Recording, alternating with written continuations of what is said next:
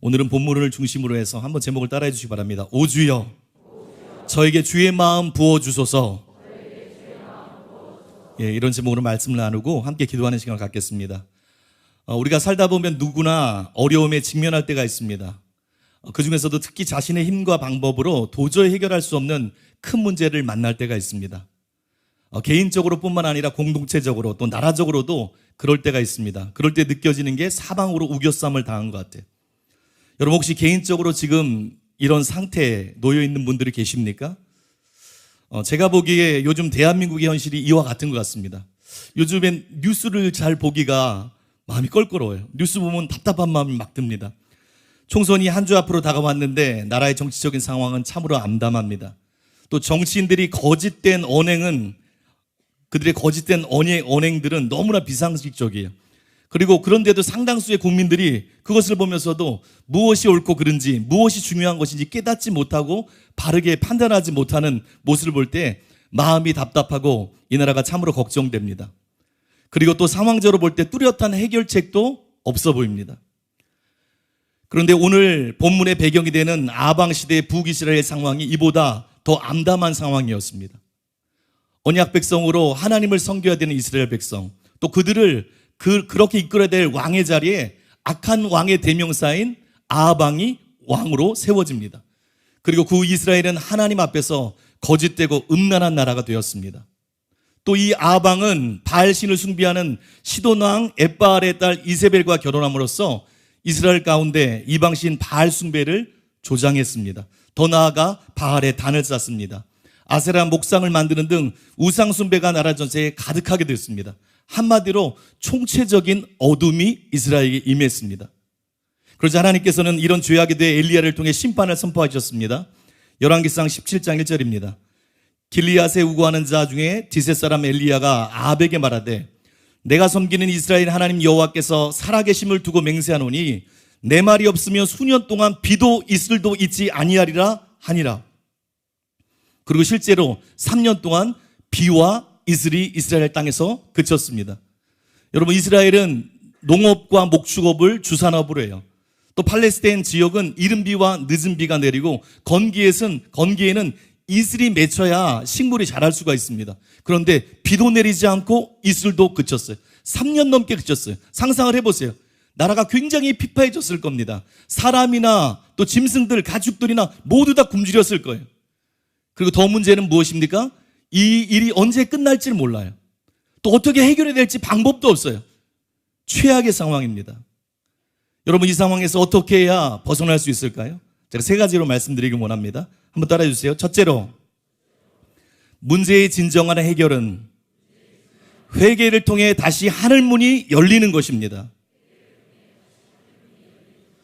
여러분 이것이 근본적인 해결책입니다. 사람의 힘으로, 능으로, 수단으로 되는 게 아니에요. 다른 방법으로 되지 않습니다. 왜냐하면 이 문제는 근본적으로 하나님과의 관계에서 생겨났기 때문에 결국 회개를 통해서 다시 하늘문이 열려야 되는 것입니다. 신명기 11장 11에서 17절에 보니까 일찍이 모세가 이스라엘 백성에게 미리 이렇게 경고하였습니다. 너희가 건너가서 차지할 땅은 산과 골짜기가 있어서 하늘에서 내리는 비를 흡수하는 땅이요 내 하나님 여호와께서 돌보아 주시는 땅이라. 연초부터 연말까지 내 하나님 여호와의 눈이 항상 그 위에 있느니라. 내가 오늘 너희에게 명하는 내 명령을 너희가 만일 청종하고 너희의 하나님 여호와를 사랑하여 마음을 다하고 뜻을 다하여 섬기면 여호와께서 너희의 땅에 이른 비와 늦은 비를 적당할 때에 내리시리니 너희가 곡식과 포도주와 기름을 얻을 것이요 또 가축을 위하여 들에 풀이 나게 하시리니 내가 먹고 배부를 것이라. 너희는 스스로 삼가라. 두렵건대 마음이 미혹하여 돌이켜 다른 신들을 섬기며 그것에게 절함으로 여호와께서 너희에게 진노하사 하늘을 닫아 비를 내리지 아니하여 땅이 소산을 내지 아니므로 너희가 여호와께서 주신 아름다운 땅에서 속히 멸망할까 하노라. 여러분 이 경고의 말씀이 지금 그대로 임했습니다. 여러분 우리는 하나님 말씀 앞에서 떨어야 됩니다. 이 말씀이 영원한 거예요. 진리인 거예요. 성경의 거듭에서 나오는 것처럼 죄악이 차면 개인도 공동체계도 하나님의 심판이 임하는 거예요. 하늘문이 닫히는 겁니다. 은혜가 그치는 거예요. 그러므로 진짜로 문제가 해결되기 위해서는 우리가 그 죄악에서 반드시 돌이켜야 됩니다. 성경이 누누이 얘기하는 게 무엇입니까? 진정한 문제 해결은 언제나 죄악에서 돌이킨 회개에서부터 시작하는 거예요. 역대하 7장 14절을 잘 아시죠? 그럼 한 번 더 같이 읽겠습니다. 시작. 내 이름으로 일컫는 내 백성이 그들의 악한 길에서 떠나 스스로 낮추고 기도하여 내 얼굴을 찾으면 내가 하늘에서 듣고 그들의 죄를 사하고 그들의 땅을 고칠지라. 그래서 어제 부다님 목사님께서 뜨겁게 외쳐주셨던 진짜가 되는 게 중요한 거예요. 여러분, 여러분의 개인적인 삶 가운데 은혜의 문이 닫혀 있는 것이 느껴진다면 모든 것을 멈춰야 돼. 그리고 내가 어디서 떨어졌는가 생각해보고 다시 돌이킴으로 주님과의 닫혔던 문이 활짝 열리는 이 밤 되시기를 예수님의 이름으로 축복합니다. 어제 부다님 목사님께서 외치셨던 것처럼 우리가 하나님 앞에서 회개하고 진짜가 될 때, 그리고 주 앞에서 기도할 때 불가능해 보이는 내 개인의 상황뿐 아니라 이 나라의 상황이 바뀌는 거예요. 반전이 일어나기 시작하는 겁니다. 둘째로 따라해 주시기 바랍니다. 하나님의 뜻을 깨닫는 것에서부터 새 일은 시작됩니다. 오늘 열왕기상 18장에 보니까 비가 내리지 않아 3년 반이 지난 후, 약 3년이 지난 후 엘리야가 아합에게 목숨을 걸고 나아가서 특별한 제안을 합니다. 잘 아시죠? 바알 선지자 450명, 아세라 선지자 400명을 갈멜산에 불러주십시오. 그래서 대결합시다. 백성들 앞에서 제단을 쌓고 송아지를 잡아서 나무 위에 올리고 불이 임하는 쪽이 진짜 신입니다. 하나님의 단에 그게 불이 임할지 바알의 단에 임할지 과연 누가 참신인지 가립시다. 겉으로 보기에 무모한 행동입니다. 850대 1이에요. 450대 1이에요. 그렇다면 엘리야는 어떻게 이런 제안을 했고 이렇게 담대할 수 있었을까요? 왜냐하면 엘리야는 하나님의 분명한 뜻을 들었기 때문입니다. 이스라엘 백성들을 그 우상 숭배의 죄악에서 돌이키게 하시고 하늘문을 열고 그 땅에 다시 비를 내리게 하시길 원하시는 하나님의 마음에서 나온 그 계획을 들었기 때문입니다. 그래서 담대할 수 있는 거예요. 그래서 열왕기상 18장은 이렇게 시작됩니다. 열왕기상 18장 1절이에요. 많은 날이 지나고 제3년에 여호와의 말씀이 엘리야에게 임하여 이르시되 너는 가서 아합에게 보이라. 내가 비를 지면에 내리리라. 여러분, 암담한 이스라엘 나라 전체 상황을 바꾸는 이 놀라운 세일은 바로 엘리야가 하나님의 마음과 뜻을 깨닫고 붙잡음으로 시작됐던 것입니다. 그리고 하나님께서는 엘리야의 순종을 통해서 나라 전체에 세일을 행하십니다. 우리가 익히 잘 알듯이 이 대기로 해서 하나님의 불이 엘리야의 제단에 임합니다. 백성들이 그걸 보고 놀라고 있을 때 엘리야가 명령해 우상 숭배했던 바알 선지자를 다 잡아서 기손 시내에서 진멸합니다. 이를 통해서 백성들의 마음이 바알에게서 하나님께로 옮겨집니다. 그뿐 아니라 그 아방에 나가서 담대히 이렇게 말합니다. 41절입니다. 엘리야가 아합에게 이르되 올라가서 먹고 마시소서. 큰 비 소리가 있나이다. 담대한 거예요. 3년 동안 비가 내리지 않았어요. 진짜 그렇게 외치자마자 얼마 후에 3년 만에 닫혀있던 하늘문이 열리고 감으로 있던 그 척박한 땅 가운데 생명의 단비, 그것도 큰 비가 내립니다. 엄청난 승리예요. 반전입니다. 기적의 역사입니다. 여러분, 우리 개인과 가정도 이 나라 공동체 가운데도 새 일이 일어나기 위해서는 우리가 우리를 향한 또 이 나라와 열방을 향한 하나님의 뜻을 먼저 깨달아야 됩니다. 즉 하나님의 마음과 시각을 가지고 이 시대와 영혼들을 바라볼 수 있어야 되는 거예요. 그래야 하나 될 수 있는 거예요. 그래야 통로가 될 수 있는 거예요. 그래야 강력하게 기도할 수 있는 거예요. 하나님의 뜻을 알고 거룩한 마음을 품고 성령과 진리 안에서 기도할 때 이 땅이 진동하는 것입니다. 여러분 잠시 마태복음 9장 37절 38절을 생각해 보십시오. 거기 보면 예수님께서 제자들에게 추수의 주인 되신 하나님께 구해서 추수할 일꾼을 보내달라고, 그렇게 기도하라고, 그렇게 구하라고 말씀합니다. 그런데 그 전 구절인 36절에 보면 이 주님의 명령이 바로 영혼들이 목자 없는 양과 같이 고생하며 기진하는 것을 보신 주님의 시각과 마음에서 나온 것을 알 수 있어요. 36절입니다. 무리를 보시고 불쌍히 여기시니 이는 그들이 목자 없는 양과 같이 고생하며 기진함이니라. 이에 이렇게 시작되는 거예요. 하나님의 마음과 시각에서 새로운 일들, 또 하나님의 뜻들이 이루어지는 거예요. 이것이 새로운 일이 시작되는 영적인 뿌리입니다. 그러므로 우리들도 이 나라를 향한 또 열방의 교회와 영혼들을 향한 하나님의 뜻을 깨닫고 주님의 마음과 시각으로 이 시대와 영혼들을 바라보아야 합니다. 그래야 새 일을 행하시는 주님의 통로가 돼서 무엇을 위해 기도해야 될지 또 무엇을 위해 힘쓰고 살아야 될지 알게 되는 것입니다. 여러분, 사도행전 17장의 사도 바울을 생각해 보세요. 하나님이 사도 바울을 쓰십니다. 준비하십니다. 여러 이유가 있어요. 그 중에 하나가 무엇입니까? 하나님의 마음과 뜻을 붙잡는 사람이에요. 하나님의 마음과 시각이 있어요. 사도행전 17장에 보니까 베레아에서 아덴에 도착한 바울이 그 도시와 사람들을 보고 반응한 내용이 16절에 나옵니다. 제가 읽어드리겠습니다. 바울이 아덴에서 그들을 기다리다가 그 성에 우상이 가득한 것을 보고 마음에 격분하여, 새로운 도시 아덴에 갔는데 바울이 격분하고 있어요. 굉장히 강력한 단어입니다. 헬라어로 파로크시노예요. 영어 단어 여기서 페럭시즘이 나왔다고 그래요. 발작이라는 뜻입니다. 발작. 지금 바울이 발작한다는 소리가 아니라 그 정도로 지금 분노하고 있는 거예요. 즉 바울의 심령에는 아주 강한 분노가 일어났습니다. 안타까워 가슴이 터질 것만 같았을 것입니다. 왜 그랬을까요? 비록 당시 사람들에게 아덴은 철학과 지성을 대표하는 도시였어요. 헬레니즘을 대표하는 건축과 예술품들이 가득한 웅장하고 세련된 도시였어요. 겉보기엔 그랬어요.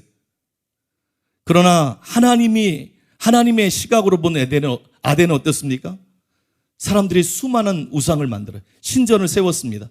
그리고 하나님께 돌려야 될 마땅한 경배와 영광을 헛된 우상들에게 돌리고 있는 우상의 도시였어요.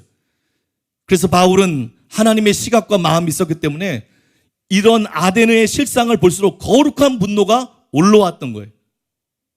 거기에 사로잡혔습니다. 그리고 17절에 보니까 바울은 가만히 있을 수 없어요. 밖에 나가서 변론하기 시작했어요. 복음을 전합니다. 회당에서는 유대인과 경건한 사람들과 또 장터에서는 날마다 만나는 사람들과 변론하니 바울의 마음에는 보이는 거예요. 이 도시에 필요한 것은 철학과 세련된 문화가 아니라 사람들을 우상 숭배께서 돌이키게 할 참된 복음과 하나님의 진리이구나. 회당을 찾아갑니다. 다른 곳에서와 같이 유대인 경건한 사람들에게 복음을 전합니다. 또 아고라라고 불리는 장터에 가서 사람들과 변론하며 복음을 전합니다. 때론 철학자들을 만나 논쟁하기도 하면서 힘을 다해 복음을 전합니다. 여러분, 우리 개인, 가정, 이 나라, 열방 가운데 하나님의 뜻이 이루어지기 위해서는 우리가 진짜로 하나님의 시각과 마음으로 이 시대와 영혼들을 볼 수 있어야 됩니다. 그럴 때 그 안에서 하나님의 뜻을 알게 되는 거예요. 우리가 무엇을 해야 될지, 어떻게 기도해야 될지 깨닫게 되는 거예요. 그리고 진정한 하나님의 통로로 서게 되는 것입니다.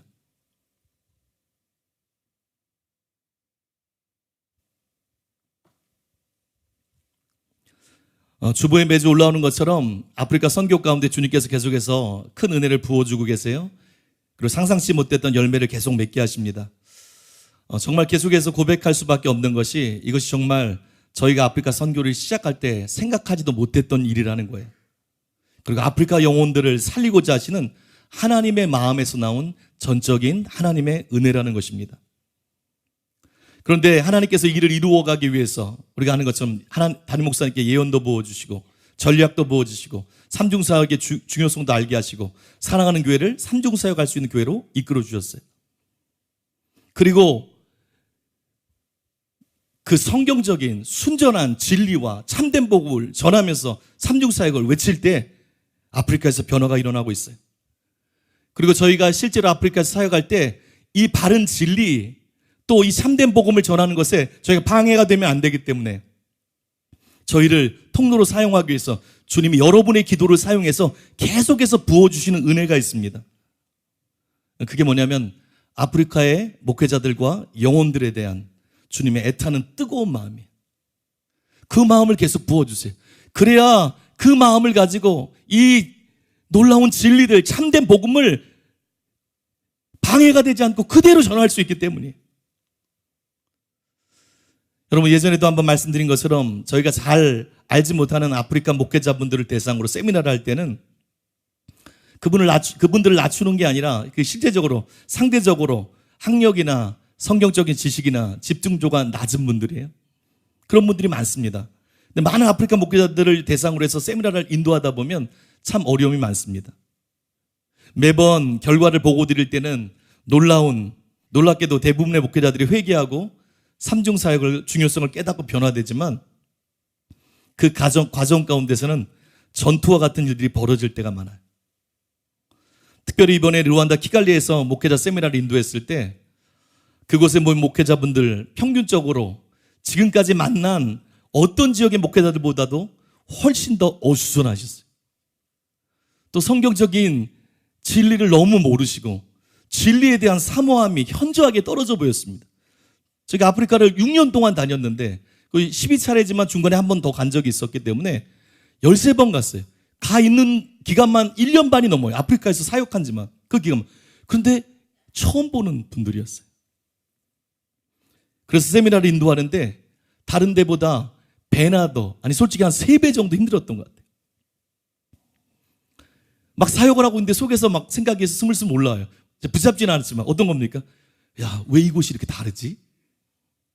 정말 이분들이 이걸 알아들을 수 있을까? 아니, 이분들이 돌아가서 진짜 삼중사역 할 수 있을까? 아니, 지금 르완다에 그때는 아직까지 사랑하는 교회 지교회가 없는데 이런 분들이 지교회를 하면 큰일 나겠네. 어떻게 이분들을 도와서 그걸 할 수 있지? 그런 생각들이 막 올라왔습니다. 물론 잡지는 않았어요. 그렇게 염려되고 지칠 때쯤에 주님의 은혜로 주님의 시각과 마음이 심령에 부어지기 시작했어요. 나의 마음과 시각으로 저들을 바라보라.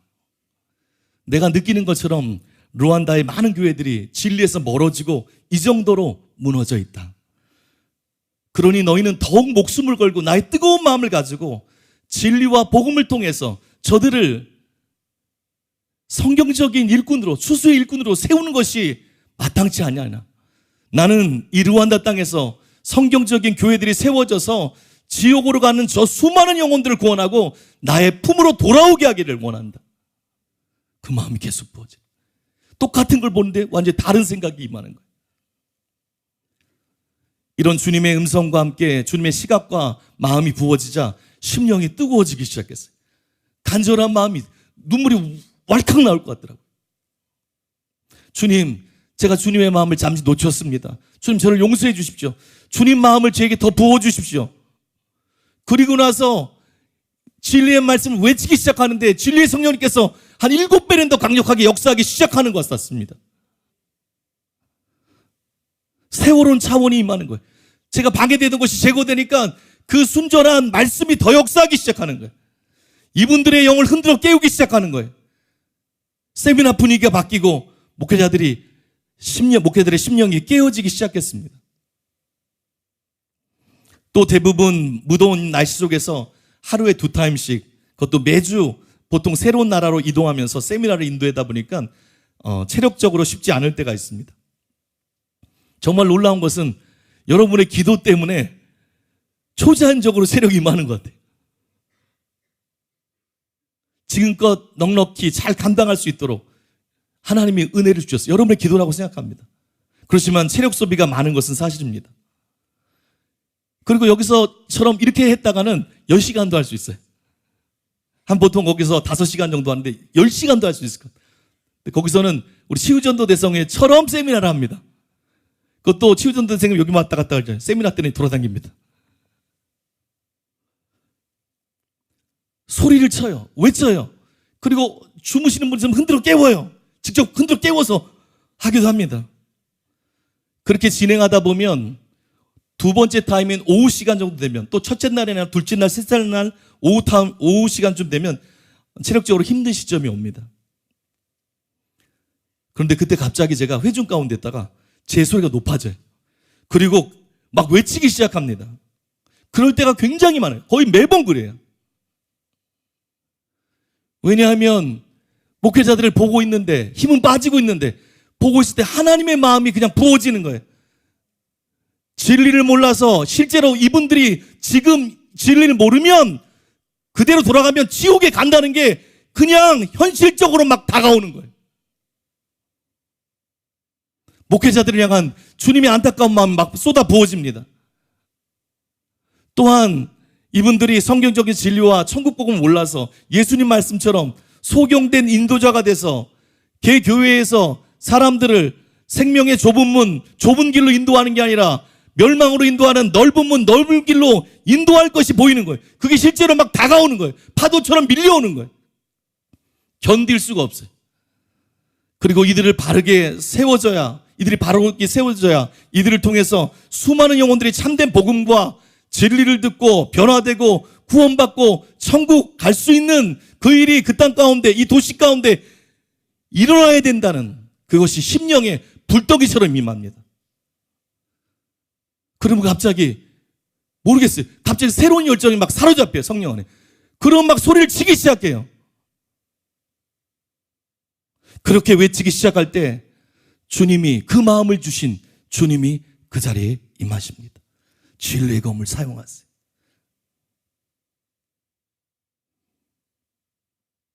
그리고 새로운 은혜가 매번 부어집니다. 여러분, 이 모두가 여러분의 기도를 들으시고 주님께서 은혜로 선교팀에게 주님의 마음을 부어주기 때문입니다. 그래서 지치지 않고 새롭게 지금껏 사역할 수가 있었습니다. 하나님의 은혜, 여러분의 기도를 사용하세요. 그리고 그렇게 보통 2달, 어쩔 때는 3달 넘게 하고 귀국합니다. 귀국하면서 어떤 생각이 있습니까? 이제 힘들어서 못하겠다가 아니라 어떻게 하면 다시 아프리카로 돌아가? 저 목회자들, 영혼들을 이 진리의 말씀과 천국 복음 산중사역으로 다시 흔들어 깨울 수 있을까? 아니, 가지 못한 도시들이 많은데 어떻게 다시 새로운 곳에 연결돼서 저기 가서 저 영혼들을 살릴 수 있을까? 그 마음이 부어집니다. 아직 몸이 회복되지 않았는데 다시 아프리카 갈 계획들이 막 돌아가요. 그 마음에 사로잡히게 됩니다. 모두 하나님의 은혜예요. 그리고 주님의 마음에서 나오는 것입니다. 저에게 없는 그런 마음을 부어주시는 주님의 은혜를 찬양합니다. 또한 주님은 한 영혼을 얼마나 사랑하시고 구원하기 원하시는지 계속해서 말씀하시고 심령으로 느끼게 하고 계세요. 특별히 치유전도 대성회 때면 우리가 말씀을 전하고 초청을 합니다. 그 다음에 치유 시간을 가져요. 매 시간마다 하나님의 은혜로 영혼들이 복음을 듣고 반응해서 앞으로 회개하고 나옵니다. 구원의 역사가 있습니다. 그런데 초청 시간을 가질 때 주님께서 한 영혼을 얼마나 사랑하는지 깨닫게 하실 때가 여러 번 있었습니다. 이번 마신대에서도 그랬어요. 그리고 예전에 우간다 다른 지역에서 치유 전도 대성회를 하고 있을 때 특별히 그랬습니다. 그때도 복음 전하고 초청 시간을 가졌어요. 회개하고 결단하고자 하는 분들, 예수님을 왕과 구세주로 모시는 분들 그 자리에 있지 말고 앞으로 나와서 결단하십시오. 그래서 막 사람들이 몰려왔어요. 그런데 그때 주최 측이 조금 늦기 시작했어. 그럴 때가 있지만 그날이 그날이었어요. 그래서 이거 빨리 진행해야 나중에 치유사역을 할 수 있는 거예요. 시간이 조금 부족한 거예요. 그래서 결심 시간을 가능한 빨리 맞춰야 될 상황이었습니다. 그런데 주님께서 빨리 마치려고 하는데 심령에 멈추지 말고 계속 초청하라는 마음을 주시는 거예요. 그 어떻게 합니까? 그래서 계속 외쳤어요. 여러분 또 나오십시오. 뭐 사람을 많이 끌어내려고 하는 게 아니에요. 지금 결단하십시오. 외쳤습니다. 이성적으로 생각하면 치유 시간을 해야 되기 때문에 빨리 맞춰야 되는 거예요. 근데 마치 주님이 제 마음을 꽉 붙잡고 놓아주지 않는 것처럼 그런 부담을 계속 주시는 거예요. 그래서 굉장히 길게 했어요. 좀 무리가 돼도. 그리고 이제 마치고 나서 마지막으로 멈추려고 했습니다. 그런데 주님이 제 속에 말씀하셨어요. 한 번 더 초청해라. 좀 부담스러웠지만 그 말씀에 순종해서 한 번 더 초대를 했습니다. 한 번 더 마지막으로 초대했을 때 갑자기 저기 멀리 보는데 한 남도한 옷을 입은 한 초등학교 된 어떤 소년이 앞으로 나오고 있었어요.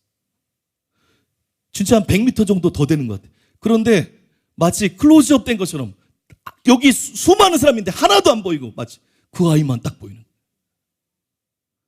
그 아이가 사람을 뚫고 서서 여기서부터 서서 나오고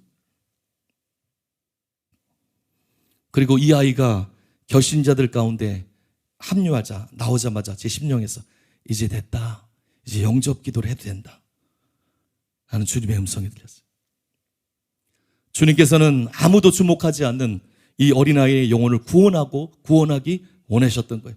그리고 이 시간을 통해서 정말 한 영혼을 천하보다 더 귀하게 여기시는 영혼들을 향한 주님의 뜨거운 마음을 다시금 느끼는 시간이었어요.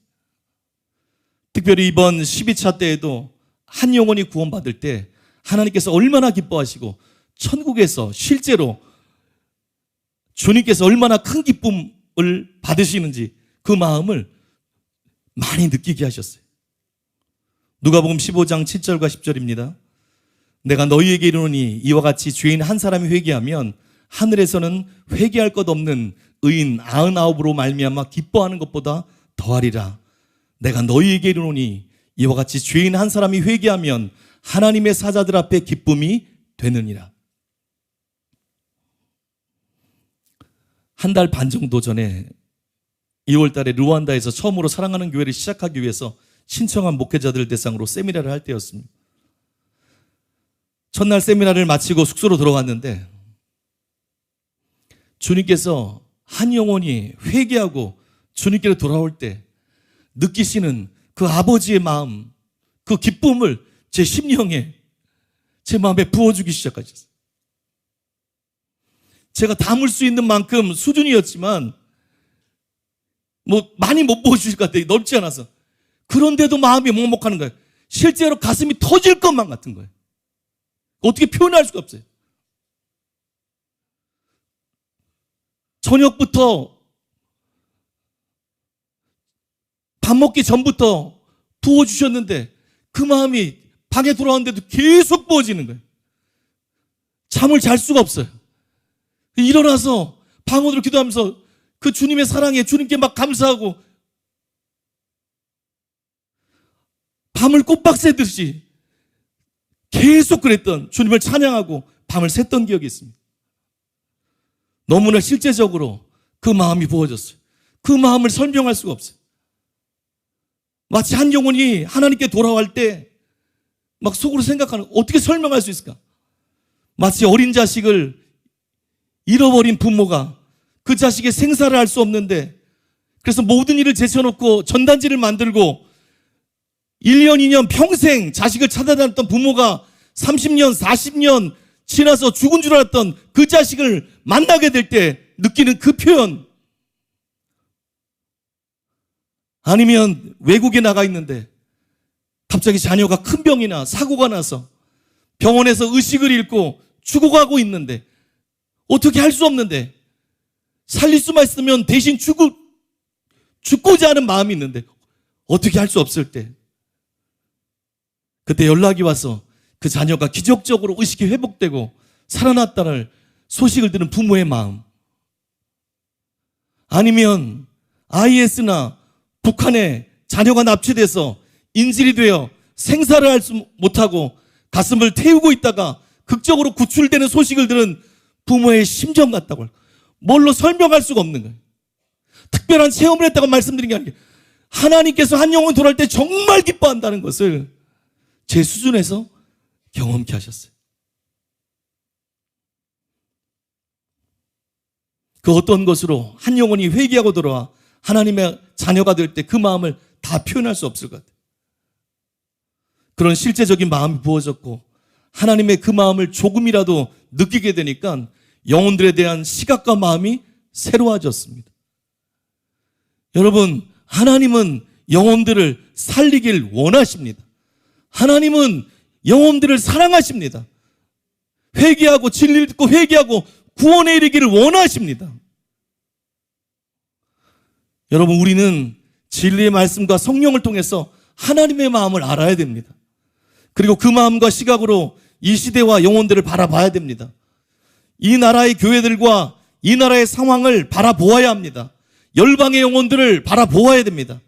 그럴 때 주님이 함께 하시는, 우리를 통로 삼아 은혜를 부어주시는 거예요. 우리가 해야 될 일을 알게 하시는 거예요. 우리를 통해 새 일을 행하시는 거예요. 그리고 우리를 통해 주님의 뜻을 이 땅에 이루어 가시는 거예요. 마지막 세 번째로 따라해 주시기 바랍니다. 주님의 마음을 알았다면 이제 믿음으로 기도해야 합니다.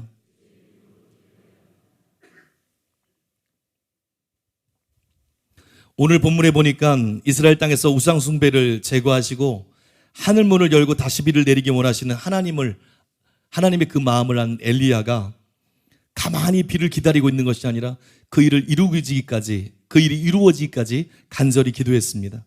42절과 44절입니다.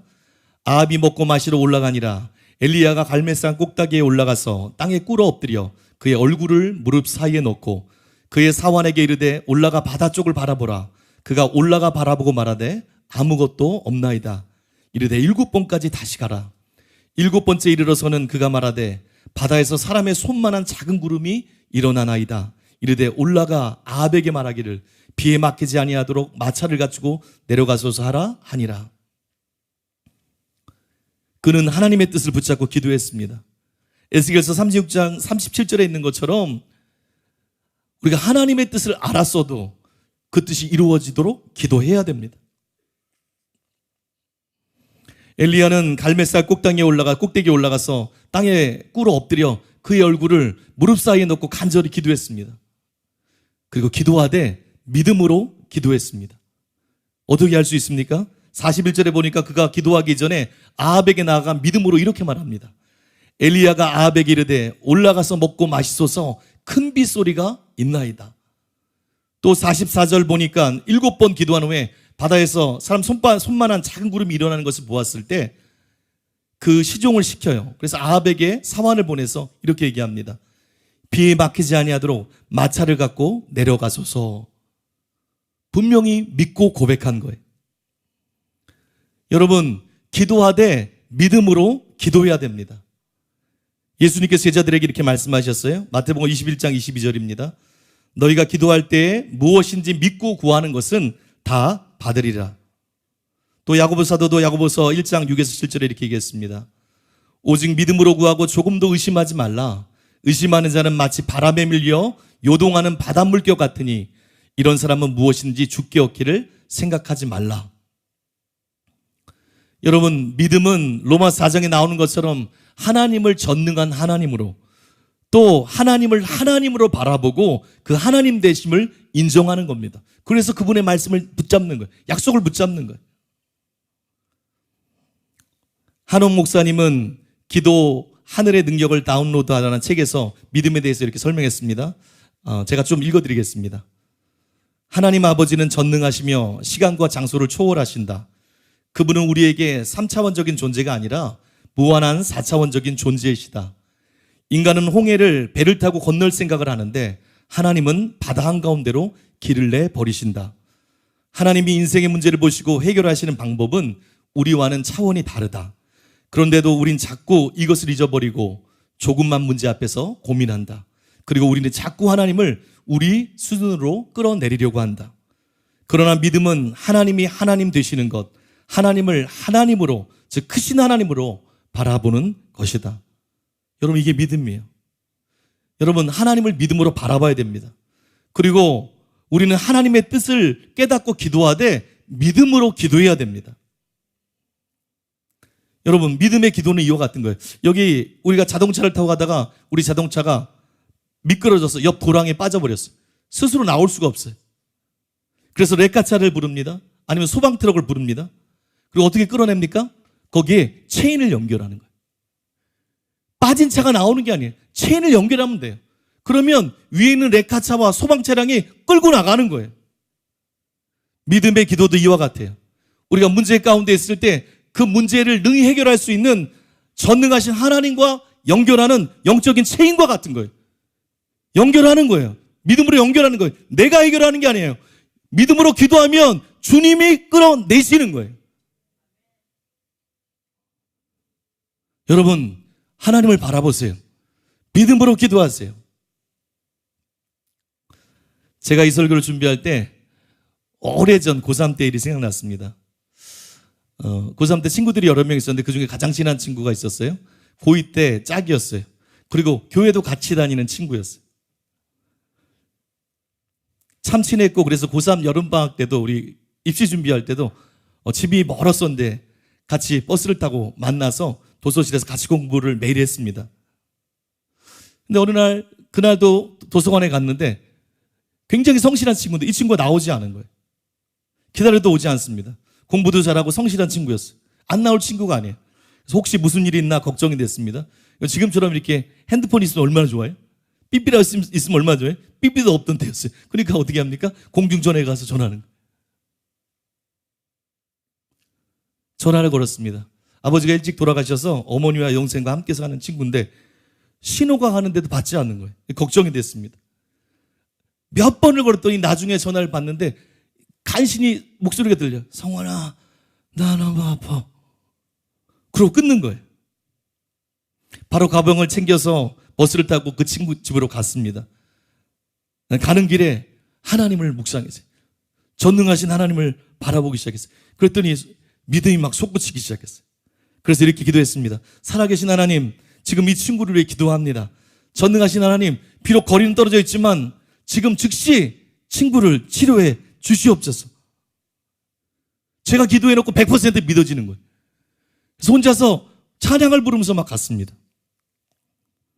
그리고 얼마 후 도착해서 그 친구의 문을 두드리니까 갑자기 그 친구가 멀쩡한 모습으로 나오는 거예요. 제가 장난인 줄 알고 너무 하지 않았냐고 말을 꺼내려고 하는데 도리어 이 친구가 더 놀라는 거예요. 그리고 이렇게 얘기했습니다. 내가 어젯밤부터 너무너무 많이 아파서 정신이 정말 오락가락하고 있었는데 갑자기 네가 꿈속에서 나타나서 나를 향해서 지금 모습 그대로 나타나서 내 이름을 부르면서 나가! 떠나가라! 자기를 보더니 너무 큰 소리를 질러서 꿈에서 깜짝 놀랐다는 거예요. 그래서 벌떡 일어났더니 완전히 멀쩡해졌다는 거예요. 그래서 멀쩡해서 함께 놀라며 주님을 찬양했던 기억이 납니다. 여러분, 우리 하나님은 질병과 문제를 해결할 수 있는, 우리의 믿음의 기도를 들으시고 해결할 수 있는 전능자십니다. 우리는 그 하나님께 나아가 믿음으로 기도해야 됩니다. 이처럼 엘리야는 하나님으로 인정하고 믿음으로 기도했어요. 또한 그는 하나님을 믿었기 때문에 하나님이 사인 줄 때까지 포기하지 않고 끝까지 기도할 수 있었습니다. 이게 믿음의 기도의 또 다른 요소예요. 오늘 본문에 보니까 그는 간절히 기도하되 한 번, 두 번, 세 번 하고 변화가 없자 포기하지 않았어요. 그는 하나님을 믿었기 때문에 그 증거가 나타날 때까지 7번이나 실망하지 않고 기도했습니다. 여러분, 믿음은 하나님을 하나님으로 여길 뿐만 아니라 그 하나님을 신뢰하기 때문에 끝까지 의심치 않고 인내하며 나아가는 것입니다. 누가복음 18장에 예수님이 말씀하신 불의한 재판장에게 억울함을 포기하지 않고 호소했던 과부의 모습과 같은 거예요. 주님께서 1절에서 항상 기도하고 낙심하지 말아야 할 것을 비유로 말씀하시되, 그러면서 결론에 6절과 8절에서 이렇게 말씀하십니다. 주께서 또 이르시되 불의한 재판장이 말한 것을 들으라. 하물며 하나님께서 그 밤낮 부르짖는 택하신 자들의 원한을 풀어주지 아니하겠느냐. 그들에게 오래 참으시겠느냐. 내가 너희에게 이르노니 속히 그 원한을 풀어주시리라. 그러나 인자가 올 때 세상에서 믿음을 보겠느냐 하시니라. 이것이 믿음의 또 다른 특성이에요. 하나님은 오늘도 하나님의 시각으로 가정과 이 나라와 열방을 바라보며 하나님의 뜻을 붙잡고 믿음으로 끝까지 기도하는 하나님의 자녀를 찾고 계십니다. 한번 따라해 보세요. 아직 끝나지 않았습니다. 아직 끝나지 않았습니다. 성경에 보세요. 너무 많지 않습니까? 열왕기하에도 아수르의 왕 산헤립이 발음이 안 돼. 이스라엘에 와서 예루살렘 포위했을 때도 다 끝난 것 같은데 산헤립의 편지를 히스기야 왕이 주님의 전에서 펴놓자 그 밤에 어떤 일이 있습니까? 하나님의 사자를 통해서 그 밤에 18만 5천을 진멸해버렸어요. 끝난 게 아닙니다.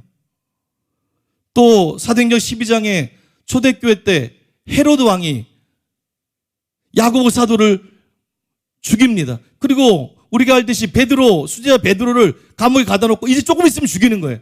둘 다 절대 권력을 갖고 있는 대상이에요. 아무 방법이 없는 것 같아요. 근데 어떻게 합니까? 하나님이 창고를 여시는 거예요. 옥문을 여는 거예요. 베드로가 빠져나오게 하는 거예요. 그리고 사도행전 보니까 도리어 초대교회가 이를 통해서 더욱 왕성케 되는 거예요. 이에 대해 사도행전 저자 누가가 이렇게 기록하고 있습니다. 사도행전 12장 5절이에요. 이에 베드로는 옥에 갇혔고 교회는 그를 위하여 간절히 하나님께 기도하더라. 여러분 보시기에 여러분의 상황, 또 가정의 상황, 자녀의 상황 너무나 절망적이십니까? 이 나라의 상황이 너무나 절망적이십니까? 아직 끝나지 않았습니다. 아직 끝나지 않았습니다. 하나님은 우리 가운데 엘리야처럼 하나님의 뜻을 깨닫고 하나님의 시각과 마음으로 이 땅을 바라보며 믿음으로 끝까지 기도할 자들을 찾고 계십니다. 소돔과 고모라에 의인 10명이 없어 그 땅을 실패하셨던 하나님은 진짜가 되기 위해서 몸부림치면서 주의 뜻을 구하며 기도하는 여러분을 주목하고 계십니다. 여러분을 기대하고 계세요. 이동기 목사님이 뭐 어떤 말 들었으니까 이렇게 말씀, 저 따라하는 게 아니고 진짜 내가 사랑하는 교회 성도들 한 사람 한 사람에 대해서 기대하고 있다. 하나님은 우리를 기대하고 있습니다. 우리는 이제 이 하나님의 뜻을 붙들고 한 마음이 돼서 합심해서 기도해야 됩니다. 그럴 때 하나님께서 역사하시는 거예요. 여러분, 역사의 주인은 우리 하나님이십니다. 그리고 역사는 기도하는 자가 만듭니다. 하나님의 뜻을 알고 믿음으로 기도하는 자를 통해서 하나님께서 이루어 가십니다. 스코틀랜드의 종교개혁자 존 낙스가 유명한 말을 했어요. 여러분 많이 들어보셨을 거예요. 한번 따라해 보시기 바랍니다. 기도하는 한 사람이 기도 없는 한 민족보다 강하다. 하나님을 알고 진짜가 돼서 하나님의 뜻대로 믿음으로 기도하는 한 사람이 한 민족보다 강할 수 있는 거예요. 여러분, 하나님께서는 지금 자신을 내려놓고 하나님의 뜻을 붙들고 하나님 앞에서 기도하는 한 사람 한 사람을 찾으십니다. 하나님의 뜻을 깨닫고 하나님의 마음으로 이 나라와 교회와 열방과 가정을 위해 믿음으로 부르짖는 사람들을 찾고 계십니다. 그때 하나님의 마음을 가르쳐 주세요. 그리고 그 기도를 통해서 하나님의 뜻을 이루어 가십니다. 한 가지 이야기만 나누고 말씀 마치겠습니다. 작년 4월 2일에 오사카 사랑하는 교회 임직식과 헌당식이 있어서 일본 오사카 사랑하는 교회를 방문했습니다. 근데 그곳에 가니까 오사카 사랑하는 교회 담당 김호일 목사님 계세요. 아주 좋은 목사님이세요. 그리고 또 사모님이신 강유순 사모님께서 계시더라고요. 근데 이 사모님은 매일 새벽 3시만 되면 일어났어요. 그리고 교인 몇 분과 함께 새벽 3시마다 기도하세요. 사랑하는 교회와 담임 목사님 위해서, 그리고 오사카 사랑하는 교회와 일본의 영혼들을 위해서, 또 아프리카 영혼들을 위해서 새벽 3시마다 기도하세요. 제가 사모님을 만나서 대화하는 중에 어떻게 그렇게 매일 기도할 수 있냐고, 그래 늦게까지 사역하고 피곤하실 텐데 어떻게 매일매일 새벽 3시에 일어나서 간절한 마음으로 그렇게 부르짖으시냐고 그렇게 질문을 드렸습니다. 그때 사모님이 이렇게 말씀해 주시더라고요. 어느 날 사모님이 기도하고 있을 때 하나님께서 눈을 열어서 보여주셨다는 거예요. 큰 강물에, 이런 환상 본 분들 여러분 계시잖아요. 큰 강물에 수많은 영혼들, 그것도 일본의 수많은 영혼들이 쓸려서 지옥으로 향하는 모습을 보여주셨습니다. 그리고 그 영혼들을 보고 통곡하고 계신 주님의 모습을 보았어요. 그거를 보고 하나님의 마음이 막 임하는 거예요. 그리고 그 이후부터 새벽마다 일어나서 통곡하며 기도하게 되셨다는 거예요. 여러분, 주님의 시각과 마음이 임한 것입니다. 우리도 이제 눈이 열려야 합니다. 주님의 마음과 시각을 가지고 주의 뜻을 붙들고 이 나라와 이 시대와 교회들과 영혼들을 바라보아야 됩니다. 엘리야가 했던 것처럼 믿음으로 기도해야 됩니다. 그럴 때 하나님께서 우리에게 주님의 마음을 알려주십니다. 우리를 통해 하나님의 뜻이 하늘에서 이루어진 것처럼 이 땅에서 이루어질 수 있도록 우리를 사용해 주십니다. 여러분, 이 시간 이제 하나님의 마음을 구하기를 원합니다. 오 주여, 나에게도 주의 마음을 부어주소서.